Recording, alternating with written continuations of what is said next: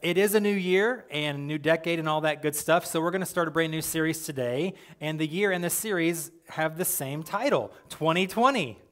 Did you think things would look different in 2020? Like we'd have flying cars by now, or, teleportation would be a thing, or starships or whatever. Anyway, you would think, but here we are. Things aren't that much different than they were that long ago. So here we are, 2020, and we're talking about vision. So this series is all about vision. So you have three things here, the year, and then the series title is based on 2020 vision.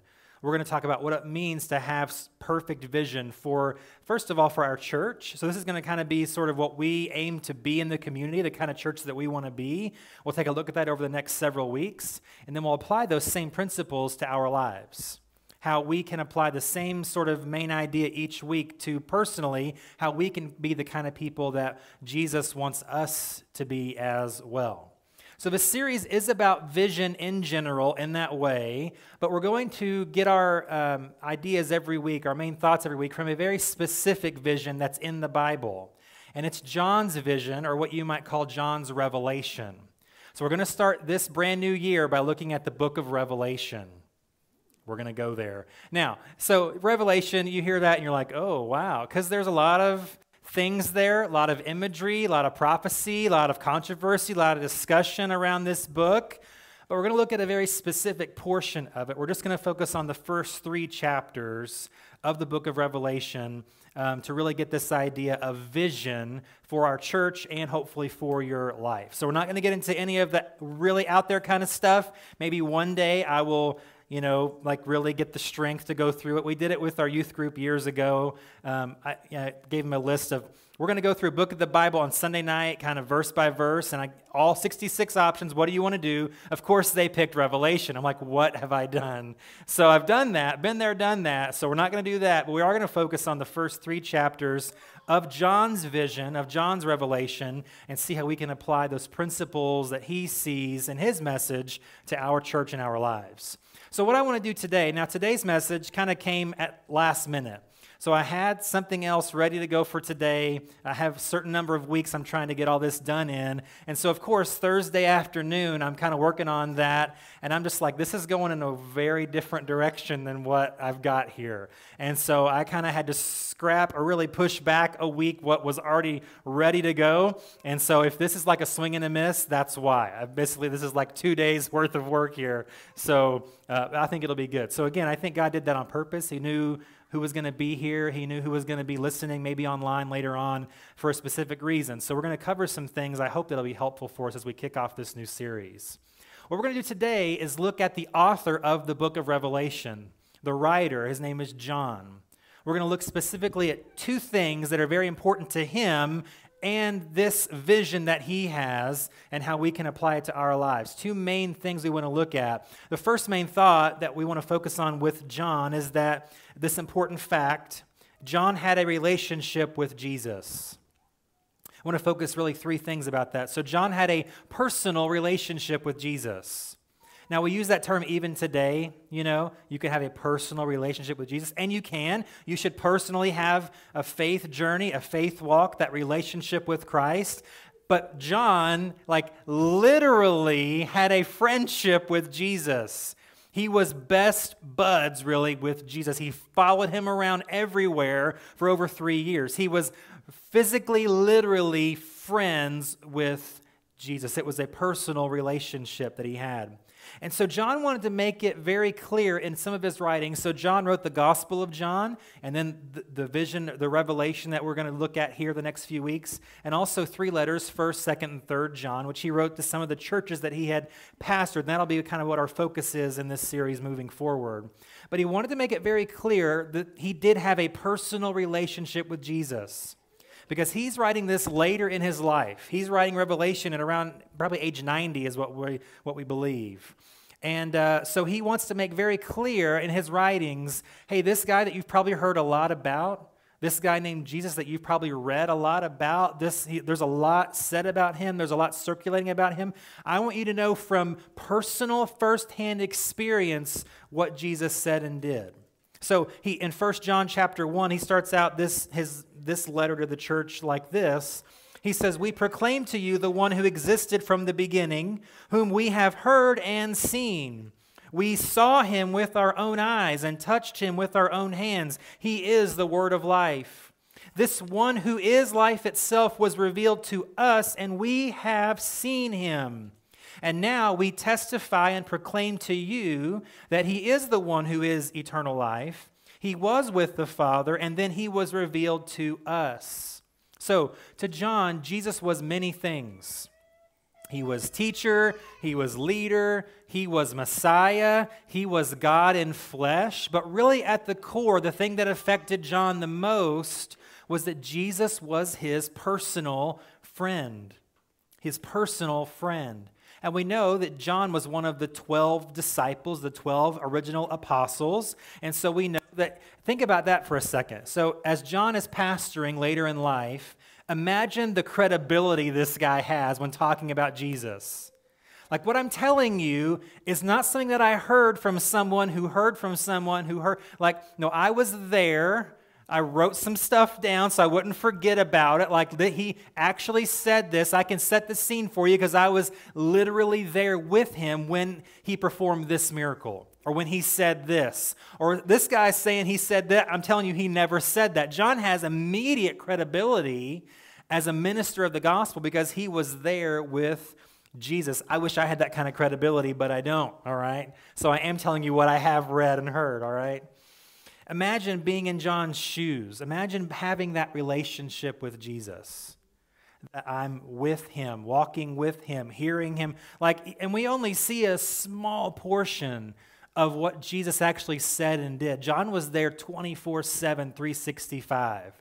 So there's some late night conversations that nobody wrote down that probably would blow your mind that John was there for. That's pretty amazing to consider. So he's one of the 12. But then he's even more intimate of a friend than that. He's one of the inner 3 of the 12. So there's 3 guys you read about a lot, Peter, James, and John. James and John are actually brothers. We'll talk about that in just a minute. So these 3 are kind of the ones that really gravitated closer to Jesus than the others did. Now, they were all close. They all loved him, followed him, believed in him. But these 3 were like really super close. And they experienced certain things that the other guys did not get to experience. One of which will be interesting as we look at here in a minute is there's an instance where Jesus takes Peter, James, and John, this same John, up on this mountain, and they're just kind of hanging out there for a while, and all of a sudden, it's like time just stops. And what they experience is Jesus begins to change. He begins to morph into something. And really what they see is sort of the more eternal nature of Jesus, his glorified self. It's called the transfiguration. And so while he's in sort of this strange, sort of glowing state, they record, the gospel writers record that Elijah and Moses joined Jesus on top of this mountain, and they sort of just hang out together. And Peter, of all people, is like, what is going on? This is amazing. And Peter even says, hey, Jesus, I have a great idea. Let's just live up here. Just you, me, James and John, Elijah, let's just hang out and live here on this, pitch some tents, and we'll just camp out. It'd be great. And Jesus is like, that's not the point of this. I just want to kind of show you guys who are sort of closer something that the other guys aren't maybe going to be able to understand or comprehend. So they go back down. They don't live there. They don't do that. But it was something that John experienced. He saw Jesus really in his full glory, which is an amazing thing to witness. And he sees something similar here in Revelation as well. So John was one of the 12, one of the inner 3, and I would say probably the closest of all the disciples to Jesus in terms of relationship. And I would say that for 2 reasons. One, John says it pretty much. Now, again, if you're one of the guys to write about Jesus and you're there, you can and you're the last one to write, like the other dudes are already dead by now, I can pretty much write whatever I want, however I want, and they're not going to say anything about it. Because he says over and over, John never names himself in his own gospel, but we do get some context clues. He does talk about himself because he calls himself the disciple that Jesus loved. And again, the other dudes are already dead and gone, so they can't say, hey, that's not fair, he loved me too. John's like, boom, outlived you suckers, deal with it, So he calls himself the disciple whom Jesus loved. And we can also see from something else that John wrote about himself, the close-knit relationship that John had with Jesus, the personal nature of their relationship. Because when Jesus is on the cross dying, John is the only disciple there. The other ones have run and hid. Even Peter has denied even knowing Jesus at all. John is the only disciple who is recorded as being there watching him die. And he has that kind of relationship. And Jesus sees this and does something very interesting. John wrote about it, John 19, verses 26 and 27. So Jesus is on the cross, breathing his last breaths, and it says this: when Jesus saw his mother standing there beside the disciple he loved, there it is, he said to her, "Dear woman, here is your son." And he said to this disciple, "Here is your mother." And John writes, from then on, this disciple, me, took her into his home. So Jesus trusts his widowed mother, because by now Joseph is dead as well. So he trusts the care of his mother with John. He says, "John, do me a solid, bro. My mom needs someone to look after her. I picked you. You know why? You're the only one here." So the pickings were kind of slim. But in all seriousness, he trusts John to that degree to take care of his mother. You don't just do that with just anyone. You don't just say, "Hey, random person on the street, take care of my widowed mother," right? You don't do that. He had trust in John. They had this kind of relationship. Now think about that responsibility for a second. That's a big deal. Like, Jesus has asked you to take care of his mom.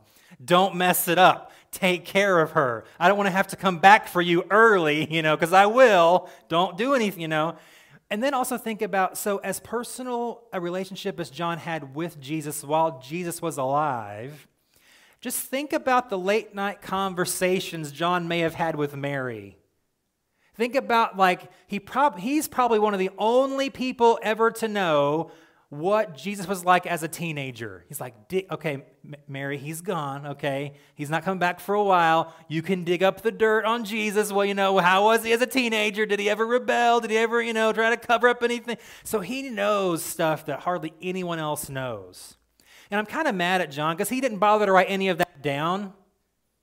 It's like we have the birth, and then we have adult. There's 30 years of nothing, and John probably had a lot of great stories from Mary's firsthand experience. Couldn't you have put some of those in there? Couldn't you have at least given us an idea of how he was as a kid? Was he a straight-A student? Did he sit at the cool kid table? Was he fashionable? Was he a hard worker? Did it just come naturally to him? Did he ever pull pranks on his friends or teachers? What? We don't know that. So John really let us down here a little bit.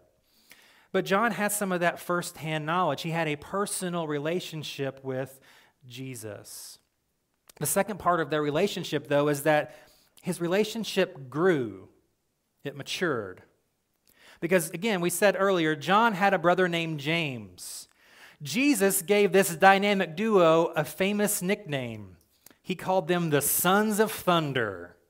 They should have had a rock band with that kind of name, because that would have been a great name. We're the Sons of Thunder. Jesus. They could have been a great, famous first century rock band. So again, John's letting us down big time here again. Kind of a letdown, John. Sorry, dude. So they had this nickname. Why? Because their name was that. How they behaved. They were pretty rough around the edges. They were, kind of gruff with people at times. There's a couple of instances. In fact, in Luke chapter 9, they're ministering near Samaria, and the people there are just not believing in Jesus at all. They're just ignoring him. They're not paying attention. They're not putting faith in him. And James and John, they just kind of had it with this crowd, and they're ready to shut the thing down. And so they say, "Hey, Jesus, let's do this. Would you want us to call down fire from heaven to destroy these people because they won't believe in you?" Sons of thunder and apparently lightning too. I don't know. So Jesus is like, no, we're not going to kill people. That's not what we're here to do. Just calm down. That's why they have this nickname, Sons of Thunder. And then later on in Mark chapter 9, Mark writes about a time where they kind of come to Jesus and kind of tattle. They kind of tell on some people. They're like, hey, Jesus, we just want to let you know, we got your back, Jesus, we got your back. There were some people that were casting out evil spirits in this town over here, and we stopped them because they're not one of our crew. We just want to let you know, we're looking out for you, Jesus. We got your reputation in mind. We shut that down because they were casting out evil spirits, and they're not one of us. So we said, nope, we're over. Get out of here. Kick them out of town. And it says Jesus rebuked them. He's like, hey, listen, if they're not against us, then they're for us. We need as many people on our team as we can get right now. So just because they're not with us 24/7, if they're not against us, just let them do what they're going to do. So he has this reputation, son of thunder, pretty brash, pretty crude, pretty cocky, pretty short-tempered at times. They even have arguments about who's the greatest in the kingdom, who's going to sit at your right hand. Like John's in the middle of all of this kind of sophomoric nonsense, this sort of middle school type of one-upsmanship. But yet, when you read his writings, and I looked this up this week, and I counted, so it's going to be fairly accurate. In John's gospel, in his 3 letters, and in Revelation, he talks about love 118 times. Love everyone, love your neighbor, love God, like love, love, love, love. 118 times he writes about love. So how did this young, cocky, brash, bullheaded, stubborn kid end up writing about love 118 times? Was relationship with Jesus matured over time? Because history will tell us, scholars will tell us that John was more than likely the youngest of all the disciples. So he has the most to learn of all the disciples. He has the furthest to go of all the disciples. He starts out thinking he knows, I'm 17. I know how life works, Jesus. Let me tell you a few things. And then we read later when he's 90 or when he's in his 70s and 80s writing letters to these churches, he's talking about love each other, have compassion for each other, let's get along, let's be unified. That's not the John that we saw 50, 60, 70 years before. He matured over time. So in your faith journey, let John be an inspiration to you. Let him be an encouragement to you. Because maybe you look at where you are, you're like, I don't feel super mature in my faith. That's okay. Just work on tomorrow maturing more than you are today. Make goals. It's the first of the year. Make goals. Hey, I'm going to mature in my faith in these ways. I'm going to set up these sort of mile markers to see how I can get closer to Jesus. We're all in the same boat. We're all on the same journey. We all have room to mature just like John did. So don't get stuck, but mature. And also don't give up on other people. Well, they just can't get it right, and they just won't learn. They won't mature. Just some of us mature slower than others. Like some of us might be late bloomers. That's okay. John took some time to get there, but he got there. Let's give people that room to grow and mature in their faith as well. And then the third thing about John's relationship with Jesus is ultimately it was sacrificial.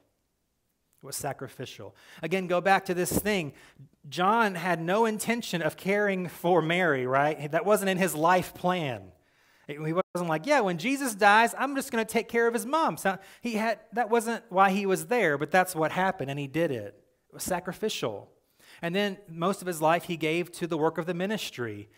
We know of at least 7 churches that he pastored during his life, which will come into play in this book of Revelation. Started at least 6 of them and then pastored another one that we know of. He gave his life sacrificially to the work of the ministry. And then when John is looking back, probably when he's about to write Revelation, he's kind of by himself. We'll talk about that in a minute. He's, as you do, looking back over his life, and he's thinking about friends that he grew up with and some of the other disciples. Guess what? They're all gone. And most, if not all of them, were gone from unnatural causes. They've been martyred. He looks at his best friends. Peter, crucified upside down for sharing his faith. The great leader of the church, killed, Like even doubting Thomas, who, I won't believe until I see. He had great ministry in northern Africa, in that area of the world. He was martyred for his faith. His brother James was martyred for his faith. All of these dudes that he spent formidable years with, when he looks back, they're gone. They've been killed by the government for their faith. Their heads have been chopped off. They've been torn in pieces. They've been speared to death. They've been beaten to death. They've been stoned to death. They've been, burnt on fire to death. So he's kind of like, I'm the only one. And what happened really with John is not only were all of his friends martyred, but he's an attempted martyr, I guess you would say. And he makes reference to this in Revelation chapter 1, verse 9. At the beginning of this revelation, he says this. He introduces himself. He says, I, John, am your brother and your partner in suffering and in God's kingdom and in the patient endurance to which Jesus calls us.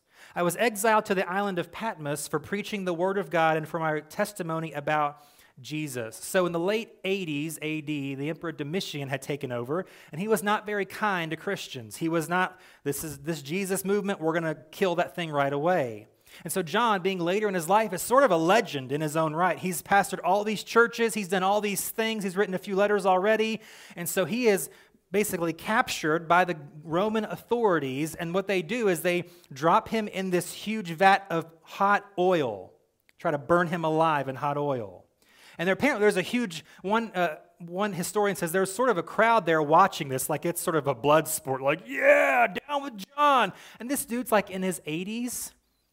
Why are you going to do this to this sweet old man? Like, what did he ever do to you?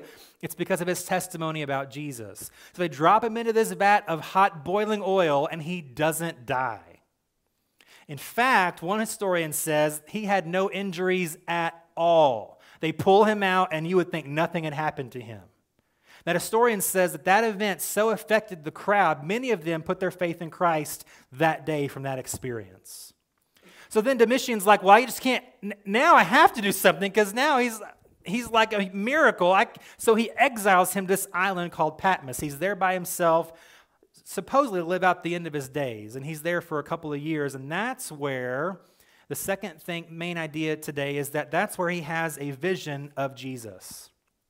So while John is exiled off to himself to kind of wither away on this island by himself, he has a vision of Jesus. He meets an old friend one more time. So what I want to do is read, again, sort of the beginning of this to set the stage for where we're going to go the next few weeks. It's Revelation chapter 1. We'll pick it up at verse number 10. And so here's how he sort of builds up this account of his life, this vision of Jesus. Verse 10 of Revelation 1. It was the Lord's day, and I was worshiping in the Spirit. Suddenly I heard behind me a loud voice like a trumpet blast. It said, write in a book everything you see and send it to these seven churches in the cities of Ephesus, Smyrna, Pergamum, Thyatira, Sardis, Philadelphia, and Laodicea. These are the 7 churches that John had pastored over his life. So they're not the only churches that exist in this part of the world. They're the ones that he invested in, that he started or ministered in. And that's where we're going to spend the rest of our series, is going through the message to each of these 7 churches. So John said, when I turned to see who was speaking to me, I saw 7 gold lampstands, and standing in the middle of the lampstands was someone like the Son of Man. It's a very common term for Hebrews or Israelites to talk about someone who is divine, the Son of Man. You see a lot in the book of Daniel and his prophecies. So here's his description of Jesus. You think about for a second how you picture Jesus to look. Just think about it for a second, and then let's read how John saw him. He was wearing a long robe. So far, so good. Check that box. With a gold sash across his chest. I always thought it was blue for some reason, but it's gold. His head and his hair were white like wool, as white as snow, which we've had enough of that outside, so we know what that looks like. His eyes were like flames of fire. His feet were like polished bronze refined in a furnace, and his voice thundered like mighty ocean waves. He held 7 stars in his right hand, and a sharp 2-edged sword came out of his mouth. And his face was like the sun in all its brilliance. That is not how I've ever thought Jesus looked, ever, except for when I read Revelation chapter 1. This is a strange sort of thing, and it almost sounds sort of like what maybe John saw years earlier on that Mount of Transfiguration. I recognize him there, but he looks different. There's something different about. Have you done something with your hair, Jesus? It looks like you've aged a little bit. And it wasn't age, it's just purity, it's holiness. So when it says, when I saw him, I fell at his feet as if I were dead. I would probably do the same thing. But he laid his right hand on me and said, don't be afraid, I am the first and the last. I am the living one. I died, but look, I am alive forever and ever, and I hold the keys of death and the grave. So John has this incredible vision of Jesus. Again, it strikes him so powerfully that he can't do anything but fall to the ground as if he were dead. And when you read in the Old Testament, whenever someone sees a vision of someone like the Son of Man or an angel who's a messenger, they have the same response. They're just in awe. They don't have the words to express anything. Their knees get weak, and they just fall flat as if they were dead. But remember, here's why we spent so much time focusing on their relationship between John and Jesus. Because what does Jesus do? He puts his hand on John and says, hey, it's your friend Jesus. He says, I'm the first and the last. I was dead and now I'm alive. Only Jesus can make that claim. That is one of the things that separates him from any other person in history. He's the only person who can say, I was dead and now I'm alive forever. Now, there are people that Jesus raised from the dead, but guess what? They died again. They're not alive forever and ever. So Jesus makes this claim that only he can make. I was dead, but now I'm alive. And this vision that John has includes a lot of things. So the next 21, 22 chapters, there's a lot of imagery that we read about, that we know about. There's a lot of figurative language. There's a lot of numbers. You can get so lost in the book of Revelation. But with all of the other things that are intertwined in this vision that John has, it begins with Jesus and it ends with Jesus. And the focal point of all the craziness that happens in the pages of this book of Revelation all are about Jesus. He's victorious. He's mighty. He's a warrior. He's not messing around anymore in Revelation he's like, I put up with you people long enough. I put up with sin long enough. I put up with Satan long enough. We're done here. This is it. And so Jesus is pictured in this way. I was dead, I'm alive forevermore. And so if he can beat death, then he can kind of do anything, right? There's nothing that God can't do. There's nothing that Jesus can't do. So as we consider John's relationship with Jesus and his vision of Jesus, it brings to mind a question I want to ask us this morning. And that is, do you have a vision for your life? John had a vision. So the question is, do we have a vision? And you might say, well, that's not important, or I don't need one, or it's whatever. It's just whatever you want to, however you want to say it. But you need a vision for your life. You need direction for your life. You need purpose in your life. The question, though, is why? So what I want to do is look at one scripture. I'm going to look at three different translations and kind of bring them all together in kind of a 360-degree view here. It's Proverbs 29:18, and it shows the importance of vision in your life. The proverb says, where there is no vision, the people perish. That's the King James Version. So what that's saying here is that a life without vision is not really life at all. It says we perish without vision. It's a life without hope, without direction. I'm lost, I'm scrambling, I feel hopeless, I feel like nothing's going to work out, I feel confused and frustrated all the time because I lack vision. Vision is key. Without it, we perish. The English Standard Version says where there is no prophetic vision, the people cast off restraint. So we see similar language to what John experienced, prophetic vision. So a visionless life is purposeless. It's directionless. We cast off restraint. We have no guide. We have no guardrails. We have no sense of direction. We just kind of wander aimlessly and waste our existence, waste our life without prophetic vision. The NIV says where there is no revelation, I had to use that one because we're talking about the book of Revelation. Where there is no revelation, the people cast off restraint. So what it shows here is that it's not just you having a vision for the sake of you, but it's that your vision must be a revelation. It must be something greater than you, something bigger than you, something that means more than just your direction for your life.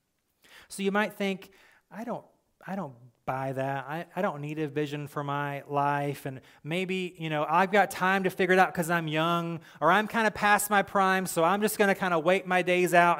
But it's like, no. Whatever life you have left, however long that may be, you need vision for your life.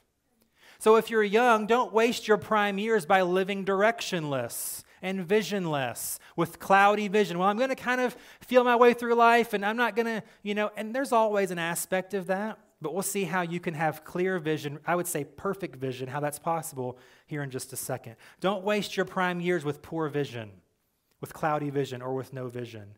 Even if you're older, here's the thing, maximize the second half with clear vision. Recalibrate. So it's not just, I'm at this point, and so this is what I'm to do, because that's what everybody does at this age. No, that may not be God's vision for the rest of your life. He may have something very specific, very different for you, and so you want to live with laser-like focus to make however many years there are left count for something with renewed vision. Again, maybe your vision is blurry. You just need a slight correction. It's okay. Maybe you feel like life is a moving target, and there's no way I'm going to hit the bullseye here. I'm going to miss the mark every time. It's a moving target. So maybe you just need a little bit of focus. That's okay. So with this question of vision for your life comes a second question that we're going to close with today. And it seems like a simple question, but it'll change everything. The second question the first question is, do you have a vision for your life? But the second question is, do you have a relationship with Jesus? These two things are directly connected.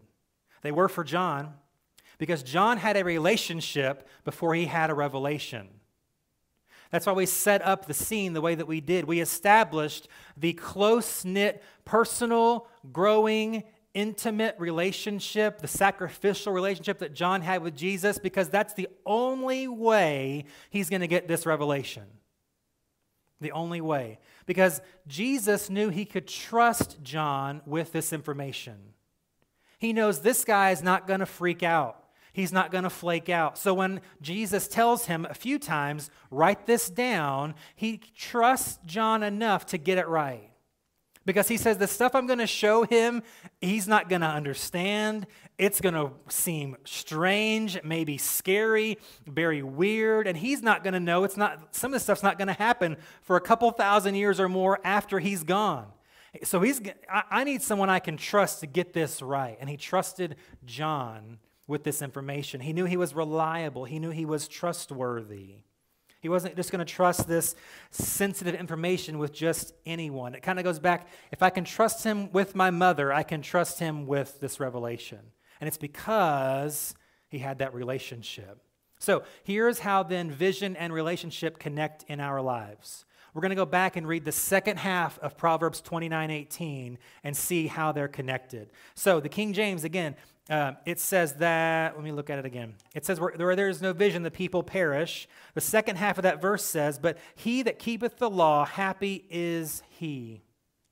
The English Standard Version, again, says, where there is no prophetic vision, the people cast off restraint, but blessed is he who keeps the law. The NIV, where there is no revelation, the people cast off restraint, but blessed is the one who heeds wisdom's instruction. So there is a course of action here. There is an order to these things. There must be a relationship in order to experience the revelation. To have the clear vision that we're talking about and will talk about, to have the kind of clear vision for your life and your plans and your future and your relationships that we want, that close-knit personal relationship is a must. It's the number one thing. It's the number one requirement. So the question may not then be, do you have a relationship with Jesus, but what kind of relationship do you have with Jesus? Can Jesus trust you with your vision like he trusted John with his vision? Because too many times, and I'm guilty of this just like anybody, I'll have my own vision, my own idea of things that I want to accomplish or things that I want to do, and Jesus is like, you got to have my vision. It's got to be mine. It can't be your own. It's going to get you off course. It's going to not accomplish what I have planned for you. So what I find is the closer I am in relationship with Jesus, the clearer vision I have. One more scripture as we start to wrap it up here. That's Jeremiah 29:11. We all know this. You probably have a coffee mug or a Bible cover or a bookmark with this verse on it. And here's the key. We're going to see this connection between vision and relationship. Verse 11, God says, I know the plans, that's vision. I know the plans I have for you, declares the Lord, plans for welfare and not for evil, to give you a future and a hope. God says, hey, there's a vision I want to share with you. There's a vision I have that I want you to experience. Then 2 verses later, we see that relationship is involved. God says, you will seek me and find me when you seek me with all your heart. That's relationship. So I want the vision, I want the plans, I want the future, I want the hope. Well, it's necessitated on my relationship with the one who has the vision, who has the plan, who has the future, who gives hope. Vision and relationship are connected. So here's the main thought I want to leave you with this morning. Your life vision will only be as good, and your purpose will only be as meaningful as your relationship with Jesus. Your vision will only be as good, and your purpose will only be as meaningful as your relationship with Jesus. They are connected. So what that means is, the closer you are to Jesus, the clearer vision you will have. The closer you are to Jesus, the more meaningful purpose your life will have. And so that doesn't mean you're going to have everything figured out. It's not a magic pill where I have all the answers to the universe. No, there is still very much a faith component to that. But we're talking about clearer vision. We're talking about perfect as our imperfect nature can handle vision. And that comes with this close-knit relationship with Jesus. Now, there is this argument, though, there's a lot of people that are successful who are far from God. And I would say you have to put air quotes around that word successful. Because you can have tons of money in the bank and be far from God, yes. You can build empires and have all this fame and things that you want, and I can have all these possessions. I can have pretty good relationships. I can have a great life apart from Jesus. But what you're going to find when you really dig deep into those people, they are still pretty miserable most of the time. You can read interview after interview of celebrity and athlete and movie star who are far from God. You're going to find pretty quickly they're still searching. They've got it made. They're famous and wealthy and beautiful and whatever. And don't they have it all figured out? Why do they seem so miserable? Why do they struggle with addiction? Why did this person commit suicide? Didn't they have their whole life ahead of them? True vision, true meaningful purpose can only be found in a close-knit relationship with Jesus. Everything else fades. Everything else is temporary. Nothing else truly matters, truly gives that hope besides that relationship with Jesus. So here's the thing. We're going to do this every week during this series. We're going to look at a principle for the church, the kind of church we want to be, the kind of vision we want to have, and then the kind of vision that I want you to have for your life. So I want clear vision for our church. I want us to do the right things, the effective things. And I want meaningful purpose for our church. I want lives changed. I want our community to be stronger because of our presence in it, which means we as a church must stay closely connected to Jesus. We have to follow His lead, hear His voice, go after His direction, follow His path. That's how we can accomplish those things as a church. And I want clear vision for your life. I want you to have certainty in your decisions. I want you to be fearless in what you do. I want you to have health in your relationships. I want your trajectory for the future to be onward and upward. I want you to have success in all that you do. I want that clear vision for you. I want meaningful purpose for your life. I want your life to count for something more than just these brief few years that you're here. I want others to be impacted by your life. I want you to live for more than just the here and now, but leave a legacy that lives way after you're not here anymore. Which means that then to do that, we have to stay close to Jesus. To grow and mature in our faith like John did. To go deeper with Jesus. To not be satisfied with just a surface level, status quo faith. Kind of a name by name only Christianity. You know, it's got to be something bigger than that. If I want clear vision and I want fulfilling purpose and direction in my life, it's got to be with this close-knit, personal, intimate relationship with Jesus. And it can be done. And if we do it, if we attempt that like John did, we will have this revelation that will blow our minds.